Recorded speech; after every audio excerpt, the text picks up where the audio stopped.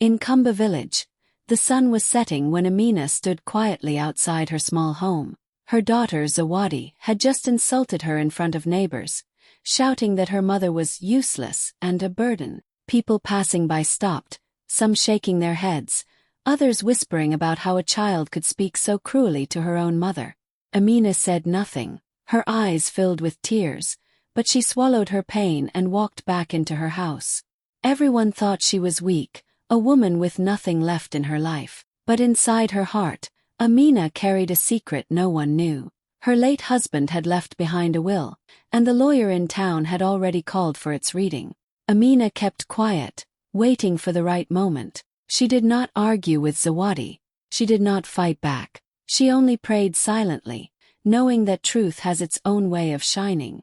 Days later, the family and some villagers gathered at the lawyer's office. Zawadi sat proudly, expecting her father's wealth to be in her name. She smirked at her mother, as if the humiliation would continue. But when the lawyer read the words of the will, the room fell silent. Every property, every piece of land, every coin was written under Amina's name. Zawadi froze, her proud face turning pale. The same mother she had called useless was now the owner of everything. Amina's silence had spoken louder than any insult, and the whole village would never forget that day.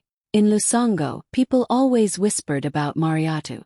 They said she was a woman with nothing, a widow who had been left behind by life. Her daughter, Halima, was the loudest voice among them. For years, Halima mocked her own mother, calling her poor, weak, and good for nothing. At family gatherings, she rolled her eyes whenever Mariatu spoke. In front of neighbors, she bragged about her husband's money and told everyone that her mother was living only because of her generosity. Each word cut Mariatu's heart, but she stayed quiet. She had learned long ago that silence often speaks louder than anger. Behind that silence was a truth Halima had no idea about. Mariatu's late husband, who everyone believed left nothing, had actually written a will. He had trusted a lawyer in Lusongo with secret papers that no one had seen. Mariatu knew about them, but she never told Halima. She endured the insults, she endured the humiliation, because she knew one day the truth would come out on its own. The day of the will's reading finally arrived. The family lawyer invited everyone to his office in Lusongo. Relatives, neighbors, and Halima herself came, curious to see what little was left. Halima walked in with her head high, expecting that her father had left her everything, certain that her mother would once again walk out empty-handed. She even whispered to a cousin, "Watch how my life changes today." Mariatu, dressed in her simple wrapper, quietly sat at the corner of the room. When the lawyer opened the brown envelope and began to read, the entire room grew still. One by one, the properties were named: 2 houses in Lusongo City, 3 shops in the market, a farm by the river, and several pieces of land scattered across the town. Every single one of them was written under Mariatu's name. The lawyer repeated it clearly. All properties are inherited by Mariatu, wife of the late Musa. Halima's mouth dropped open. Her face lost its color. She could not believe what she was hearing. The same woman she had insulted for years, the mother she had treated like nothing, was in fact the true owner of wealth that stretched across the city. The whispers in the room grew louder. Neighbors exchanged looks, some even smiling, because justice had finally spoken. Mariatu did not gloat, she did not boast. She simply looked at her daughter with calm eyes. "Halima," she said softly, "never forget that life can change in a moment. Respect is worth more than riches." Halima lowered her head, unable to meet her mother's gaze. That day in Lusongo, Mariatu walked out of the lawyer's office with quiet dignity, holding the papers that proved her strength. For the first time in years, the villagers no longer saw her as weak, they saw her as a woman of power. And Halima, once proud and boastful, was left with silence and shame. In Kuroto town, Selina had lived her whole life for her only child, Ao. She worked in the farms under the hot sun, washed clothes for neighbors, and even skipped meals so her son would never sleep hungry. Her hands carried the scars of sacrifice, but her heart carried nothing but love for Ao. People in town often said, "Selina is both mother and father to that boy." She was proud even when life was hard. But as Ao grew older and wealth began to flow into his life, everything changed. He got a good job, new friends, and money to spend. Suddenly, the same mother who had given him everything became a burden in his eyes. He stopped visiting her small house, stopped answering her calls, and when she came to see him, he told her coldly, "You don't fit in my world anymore." Those words broke Selina more than any hardship ever had. She cried quietly at night, asking God where she had gone wrong. When Ao's father's will was finally set to be read in Kuroto town, Ao walked into the hall with confidence. He believed everything would be in his name. Neighbors gathered, curious to see how much wealth the family had left behind. Selina sat silently in the back, dressed in her simple old wrapper, ignored by many. The lawyer opened the file and began to read. The hall grew still. One property after another, lands, accounts, and businesses. All were listed under one name, Selina. The lawyer repeated it clearly so there would be no mistake. The sole heir of the entire estate was the mother Ao had abandoned. Gasps filled the hall. Some people put their hands over their mouths. Others turned to stare at Ao. His proud smile disappeared, replaced by shock. He could not believe what he was hearing. Selina, the same woman he had called unfit, was now the true owner of everything he had been waiting for. Selina stood slowly, her eyes filled with quiet strength. She did not shout, she did not insult her son. She only said softly, "Ao, everything I ever did was for you, but respect is something no mother should beg for." That day, Kuroto town witnessed a mother's silent victory. The hall that once looked down on her now stood in awe, and Ao's betrayal became the very reason his world crumbled before his eyes.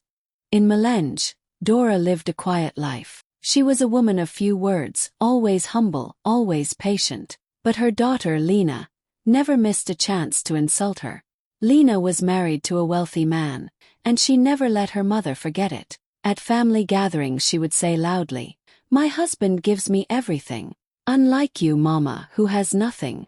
Neighbors often watched in silence, feeling sorry for Dora as her own child mocked her again and again. Dora never argued back. She simply lowered her eyes and carried her pain inside her heart. For years, Lena believed her mother was powerless. She boasted about her rich life, her jewelry, her expensive dresses, while Dora wore the same old clothes and lived in the same small house. "You should be thankful I even visit you," Lena once told her, laughing with friends. Dora only smiled weakly, her silence hiding a truth that no one knew. When Dora's father passed away, the lawyer in Melenge announced a reading of his will. Lena came, confident that her grandfather must have left something for her, especially since she thought her mother had nothing to claim. She even whispered to her friends, "Watch, this will make me richer." Dora arrived quietly, sitting at the edge of the room, just as everyone expected, silent, unnoticed. But when the lawyer opened the documents and began to read, the atmosphere changed. Every piece of land, every house, every hidden bank account was written under Dora's name. She was the true heir to her father's fortune. Lena's name was not mentioned anywhere. The lawyer repeated it clearly. "All property goes to Dora, daughter of the late Samuel." The room fell silent. Lena's proud smile disappeared, her hands trembled, and her face turned pale. She could not believe that the mother she had mocked for so long was now the owner of everything she had desired. Neighbors exchanged glances, some nodding in approval, as if justice had finally spoken. Dora stood slowly, her eyes filled with quiet strength. She looked at her daughter and said softly, "Lena, riches can vanish, but respect for a mother should never be lost." She walked out with dignity, holding the papers that proved her worth. That day in Melenge, Dora's silence became her greatest answer, and Lena's pride turned into the deepest shame. In Nibiri, Asha lived under the shadow of her daughter, Rukia. At every family gathering, Rukia found a way to humiliate her. One evening, surrounded by relatives and neighbors, Rukia raised her voice and said, "My mother is useless. She has no money, no power. She lives here only because of me." Laughter filled the room, and Asha's heart broke. She quietly lowered her head, wiping her tears with the edge of her scarf. No one defended her, no one spoke for her. To everyone, Asha was the weak mother who had nothing to her name. But what nobody knew was that Asha's late husband had left behind a will. It was sealed and stored in Nabiri's courthouse, waiting for the day it would be read. Asha never argued with Rukia, never shouted back. She held her silence, trusting the truth that would one day reveal itself. When the day came, the courtroom in Nabiri was full. Relatives gathered, eager to know who would inherit the family wealth. Rukia walked in proudly, dressed in fine clothes, expecting everything to fall into her hands. She sat in front, smiling at her cousins and whispering, "Today my life changes forever." Asha sat quietly in the back, unnoticed by many, her hands trembling but her face calm. The lawyer opened the file and began reading. The words echoed across the silent room. The mansion they all lived in, the lands outside the town, the savings in the bank, all were written under Asha's name. She was the rightful owner of everything. Not a single line mentioned Rukia. The courtroom froze. Gasps spread through the crowd. Rukia's smile vanished, her jaw dropped, and her face turned pale. The same mother she had called useless was, in fact, the true owner of the house where she boasted and insulted her. The shame burned deeper than any words could describe. Asha stood slowly, her tears no longer of pain but of strength. She looked at her daughter and said softly, "Respect your mother, for one day the truth will humble you." Then she walked out with dignity, holding the papers that changed everything. That day in Nabiri, the woman who was mocked and shamed walked out as the rightful queen of her home, while her daughter was left speechless in the ruins of her pride. In the green valleys of Saroma Hills, Khadija lived a simple life. She wore plain clothes, carried her old basket to the market, and walked with quiet steps. But her daughter, Sabria, never let her forget her struggles. At every chance she got, Sabria mocked her mother. "You are nothing but a beggar," she said, loud enough for neighbors to hear. "If not for me and my husband, you would be on the streets." The words cut deep, but Khadija never replied. She only smiled faintly, hiding her pain and holding her silence like a shield. What no one knew was that Khadija's late husband had left behind a will. It had been sealed for years, waiting for the day it would be opened in Saroma Hills. Khadija knew about it, but she chose not to speak. She endured every insult, every cruel word, believing that one day the truth would speak louder than her voice. The day finally came. The lawyer invited the family and some close relatives to his office. Sabria walked in with confidence, her gold bracelets shining, her chin lifted high. She told her friends outside, "Today I become the true owner of Saroma Hills." Khadija entered quietly, sitting at the back, her hands folded in her lap. When the lawyer began to read, the room grew still. The vast Saroma Hills estate, the lands, the houses, and the wealth hidden away, all were listed under Khadija's name. Sabria's name was nowhere to be found. The lawyer repeated the words clearly. "The entire fortune belongs to Khadija." Gasps filled the room. Relatives turned in shock, staring at Khadija, who sat calmly as if she had always known. Sabria's proud face collapsed, her eyes wide, her lips trembling. The same mother she had called a beggar was now the owner of everything. Khadija slowly rose to her feet. Her quiet smile returned, but this time it carried strength. She looked at her daughter and said softly, "Never forget, Sabria, a mother's worth is greater than gold." She turned and walked out with dignity, holding the documents that proved her power. That day in Saroma Hills, the whole town learned a lesson. The woman mocked as poor was richer than all, and the daughter who laughed at her was left with nothing but shame. In the busy streets of Nzala city, Nafula was known as a quiet woman who carried the weight of her home with patience.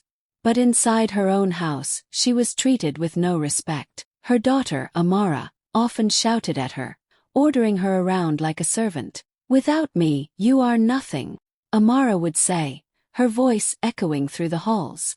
Neighbors sometimes heard the insults, shaking their heads at the cruelty, but Nafula remained silent.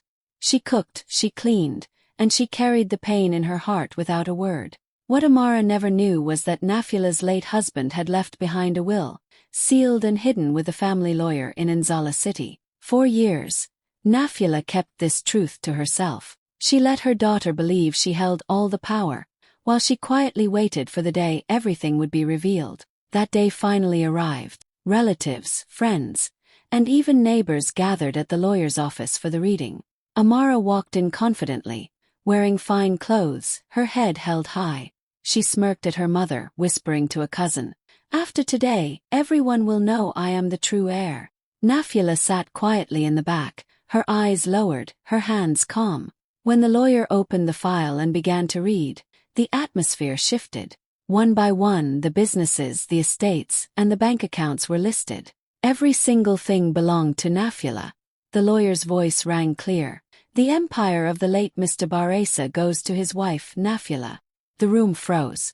Gasps filled the air, and all eyes turned to the mother who had been treated like a servant. Amara's face went pale, her proud smile vanishing in an instant. She could not believe the truth. Her mother, the woman she had humiliated for years, was the true owner of everything. Nafula stood slowly, her silence now heavier than thunder. She looked at her daughter and said softly, "A mother is never nothing. Remember that." Then she walked out, holding the papers that carried her dignity and strength. That day in Nzala City, the shadows lifted, and everyone finally saw Nafula for who she truly was, the rightful queen of an empire. In Barongo, people often whispered about Layla. They pitied her because her own daughter, Yasmin, never missed a chance to insult her. At weddings, at funerals, at family gatherings, Yasmin would say loudly, "My mother has nothing. She is poor and useless. Everything I have is from my husband, not from her." The words stung, but Layla never defended herself. She lowered her head, wiped her silent tears, and let people believe what they wanted. To many, she was a weak woman with no power. What no one knew was that Layla's late husband had left behind a secret will. The papers were carefully kept by the family lawyer in Barongo, waiting for the day of truth. Layla knew about it but chose to remain silent. She endured the shame, the gossip, and her daughter's pride, holding on to her dignity in silence.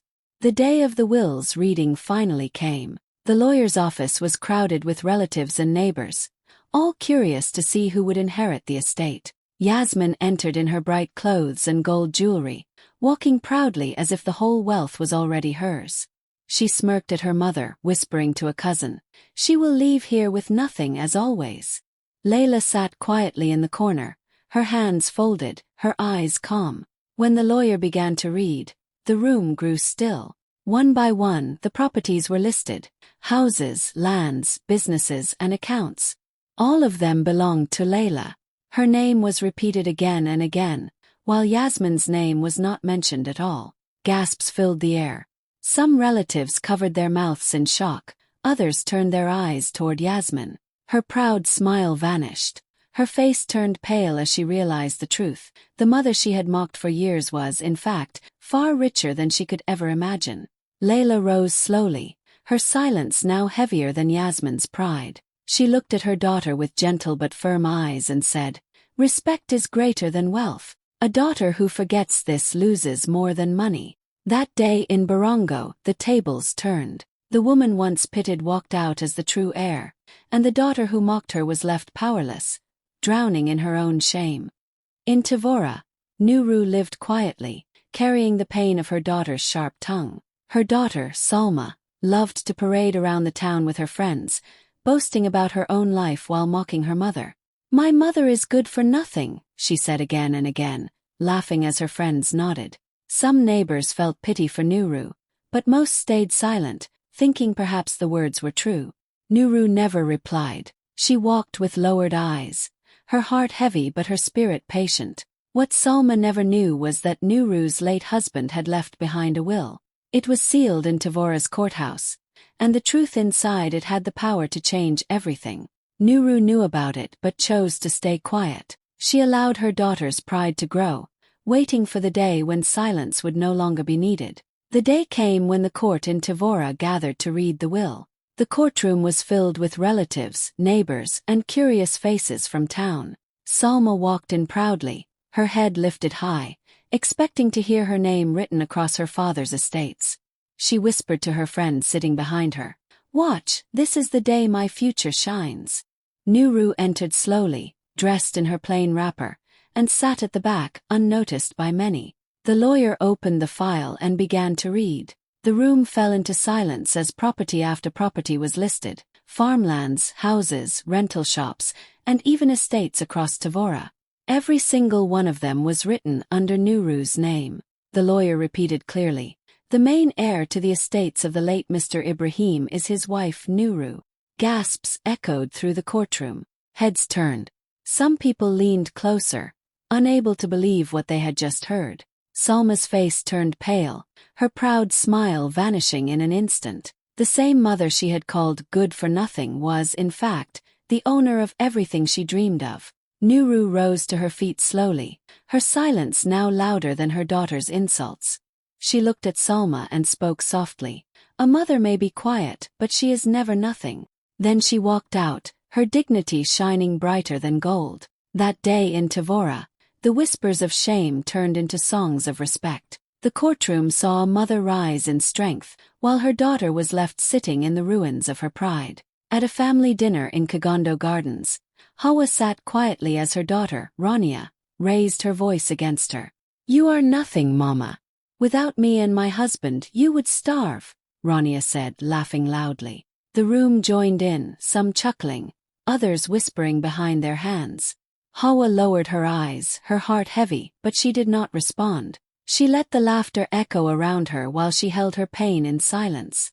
What no one at that table knew was that Hawa's late husband had left behind a will, hidden with the lawyer of Kagondo Gardens. Inside those papers lay a truth that would turn every insult into dust. A few days later, the family gathered in the lawyer's office. Rania walked in proudly, expecting her father's wealth to be hers alone. She even smirked at her mother, certain the humiliation would continue.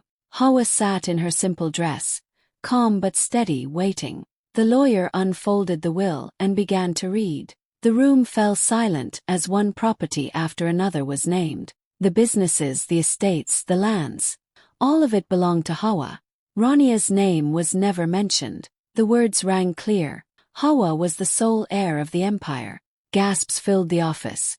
The same people who had laughed at the dinner now sat frozen. Rania's proud smile vanished, her face pale with shock. Hawa stood slowly, her silence now a crown. She looked at her daughter and said softly, "Respect your mother before the world teaches you why." That day in Kagondo Gardens, the weak woman they mocked became the queen of an empire, and her daughter had nothing left to say.